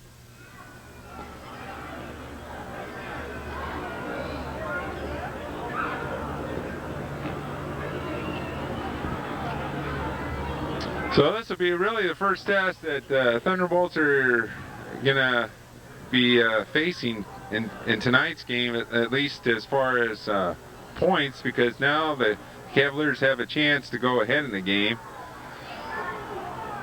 with this possession. So Jeff Wood's back to kick. He gets the ball. He gets it down. It's partially blocked. That is out of bounds. And so it trickles out of bounds just about the 39-yard line of the Cavaliers.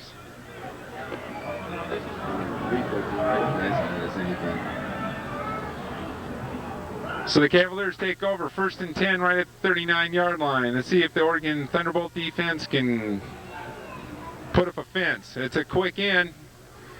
Immediately caught, and he falls on his knee, so he's only going to get about a 2-yard pickup. Gain of 3, 2nd and 7.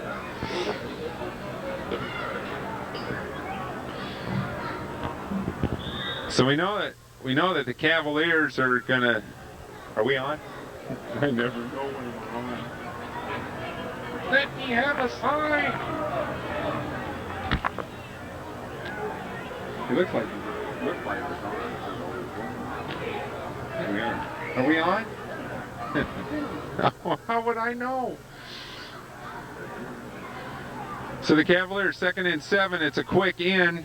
That was bottled up quite nicely by the Thunderbolts. A gain maybe about 2. So it's going to leave them 3rd and 5, right at about the 45-yard line.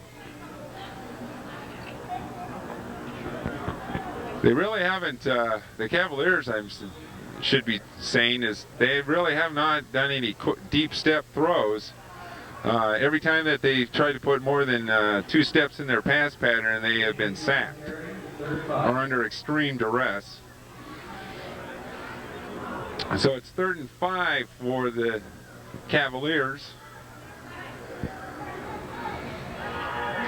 And it's a back pass to a running back, and that one didn't quite fool him. I'm trying to figure that one. I think he was trying to fake like it was a long pass deep, and that didn't even have a chance to get formation there because everybody just knew that the guy in the backfield was going to get the ball.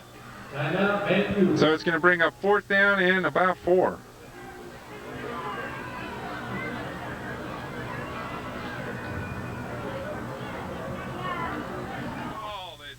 Down and 4 yards to go. And let's see if the Thunderbolts can make the big stop right here.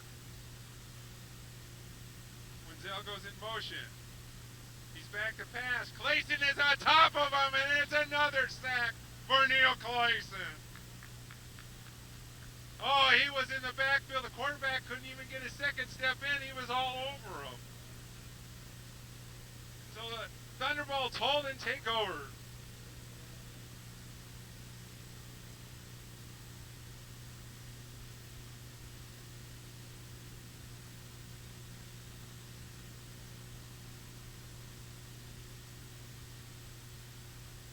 So the offense is trying to take this next 5 minutes and put it into Never Never Land. There's a timeout on the play for Vancouver.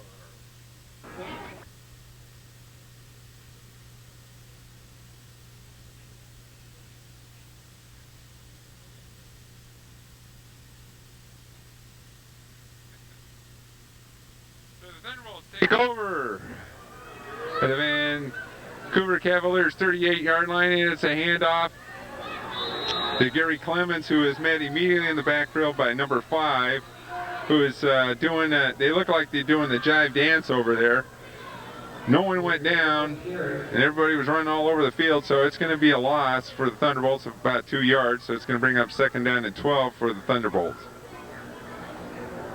Stop for a loss of 2, 2nd and 12.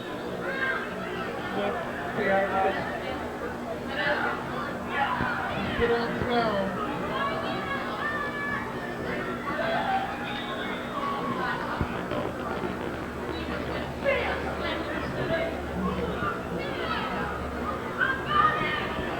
Again, on a critical 4th down and short yardage, the Thunderbolts have held up twice against the Cavaliers, not letting them penetrate the zone and get the score. Gary Clemens gets the ball again, and again, there seems to be penetration from the outside part of the line. I'm not sure if it's coming from the very far outside or somewhere between the guard and the tackle, but they seem to always have 2 guys in the backfield from the ends. So it's going to bring up 3rd down and about 12 for the Thunderbolts, who are trying to sustain enough drive here to run the clock out.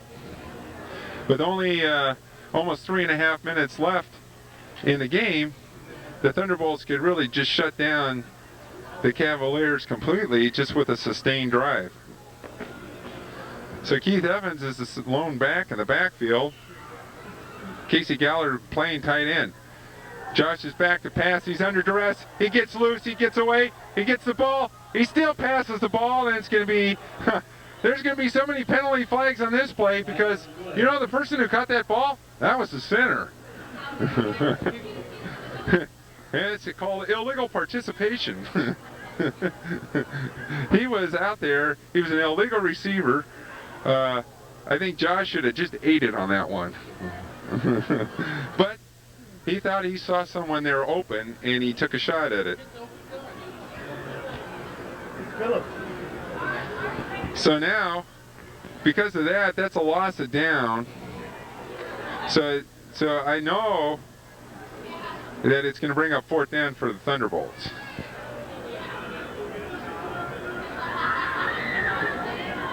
Or is it?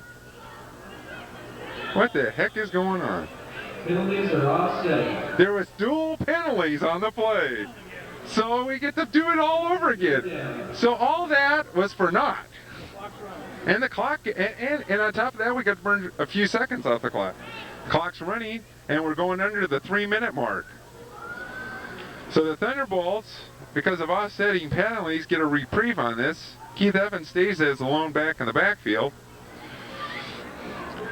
Danny Jefferson is wide out on one side. I'm trying to see who is number 8 on the near side. And they're going to Danny Jefferson. Oh, and it was almost a nice catch, but he ran out of real estate on the sideline, so it went incomplete. It's going to bring up 4th down and 12 for the Thunderbolts. 4th down and 12. And number 8 is Andre Harris, who was the other receiver on the play.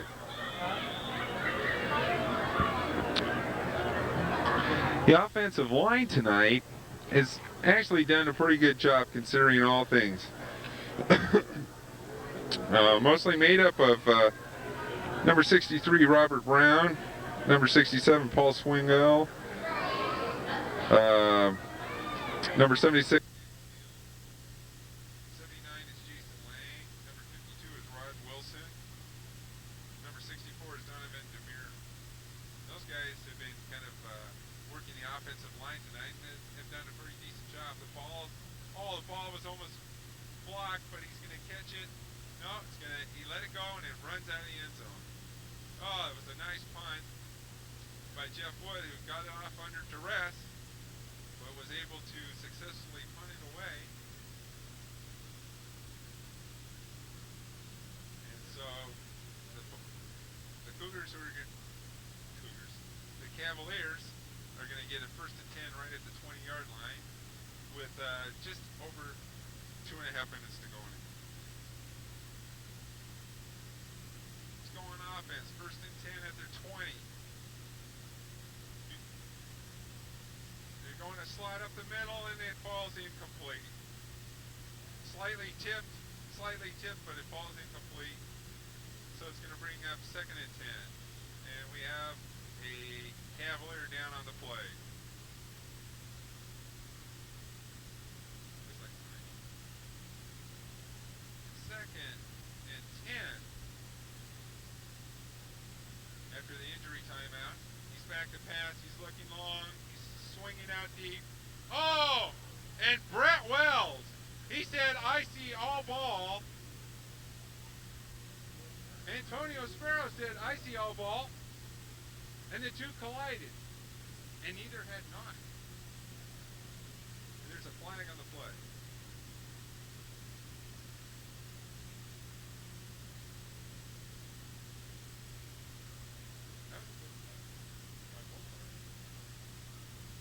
So there's a penalty flag. Personal foul. Yapping to the ref. Illegal yapping to the ref, and so that's going to back up the Cavaliers a little bit, and it's not going to make it friendly territory for them. I don't think they want it to be that far deep. So they start off now at the 10-yard line, and the 3rd down, because the penalty was after the fact.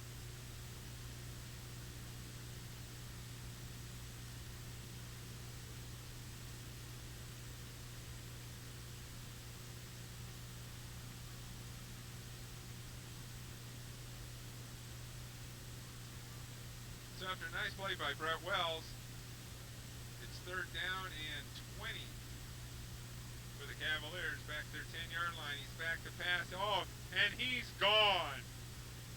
The floodgate was open. That tidal wave hit.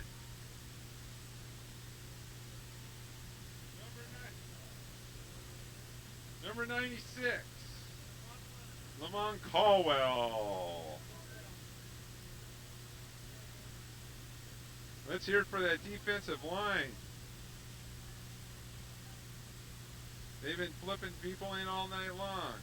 Number 90, Mark Reeves. Number 93, Jeff Schilling. Number 96, Lamont Caldwell. Number 98, Charlie Smith. They have been doing an excellent job, especially in those 3rd down and long passing situations. It's like they got double gas or something, because they have just made a tremendous. And we're talking about the punter is in the back of the end zone, and with this rush that Thunderbolts been putting on, I think he better rush it. Oh, straight up pressure up the middle. He gets it away. And no one got to the punt. No one fielded it. Velarde was out there making a takedown. Didn't care about the ball. And so the Thunderbolts take over 1st and 10 right around the 35-yard line. Is that 1 minute and 30 seconds? There's just about a minute and a half left to go in the game. I'd like to remind all our fans that, is it on? Hey, turn it on. I want to get it.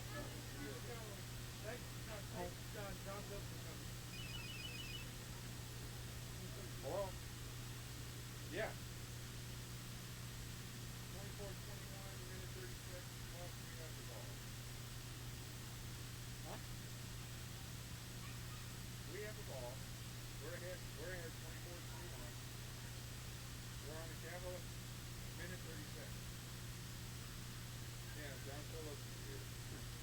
Showed up. I think he thought we were going to lose.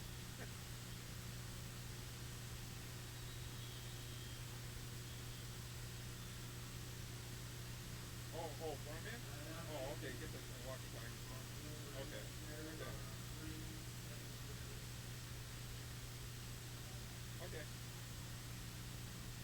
Okay, sounds good. Okay, bye-bye.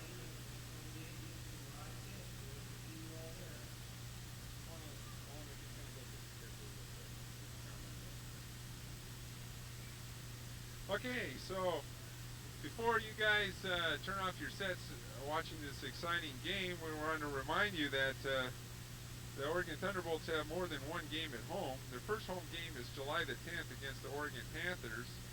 And the following week, July 17th, we take on the Eastside Chiefs. We're gone for 2 weeks more, but back on August 7th, boy, we have a lineup for you.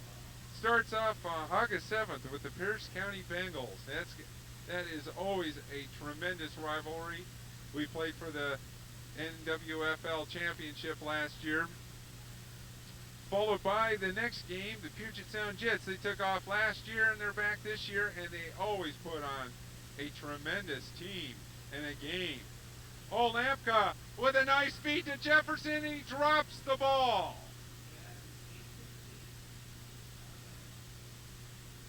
We go away for 1 week to visit the Snohomish Vikings, and then we come back and we play at home.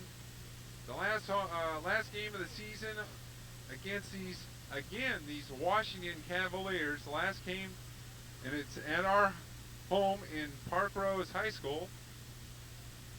There's a bye week, and then we start the playoffs. And like you all remember, last year, it wasn't a matter of going to the Northwest Football League playoffs. It was a matter of who are we going to meet in the Western region. So the Thunderbolts are looking for that big positive thing. Vereen gets open on the outside, and he scampers for a long one. 17 yards on the pickup. That's about going to seal it right there, I'll tell you. Glenn Vereen last year. 96 carries, 722 yards, a 7.5-yard average carry. His game high was 137 yards. His longest was 66 last year. On a pass-oriented team, he did an outstanding job. But again, our first home game is July the 10th against the Oregon Panthers. It's their first time in this league as far as being eligible for the playoffs and everything.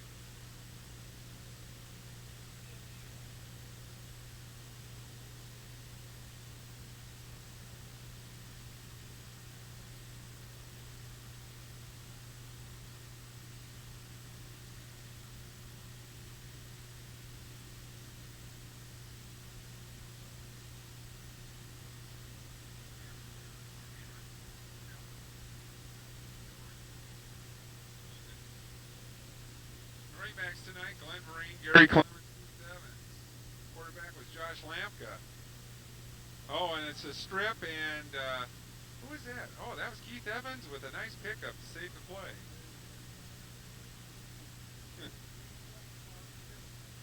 Yeah, it's amazing.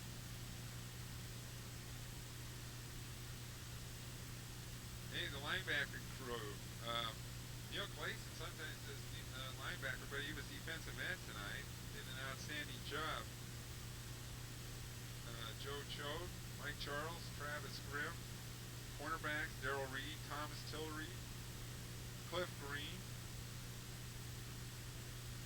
3 safeties, Calvin Armstead, strong safety, Brett Weld. I hope I didn't miss any names tonight. And of course, our kicker, Jeff Wood. Man Velarde, who just plays wherever you stick him. And the clock ticks down to 0-0-0, and the final score, Oregon Thunderbolts 24, the Washington Cavaliers 21. Final stats here. Glenn Vereen, 18 carries, 56 yards. Gary Clemens, 13 carries, 60 yards. Keith Evans, 4 yards. Vereen had 1 TD. Keith Evans had 1 TD. In passing, Josh Lampka, 5 for 12, 2 interceptions, 71 yards. Receiving, Danny Jefferson, 2 for 34. We had, Neil Clayson? Neil Clayson had 3.5.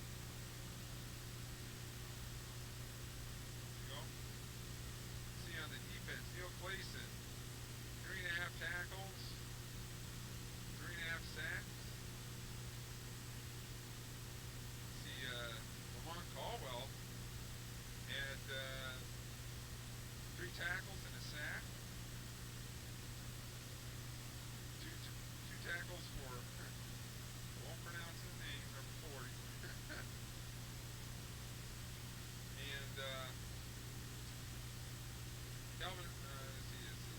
Joe Choate.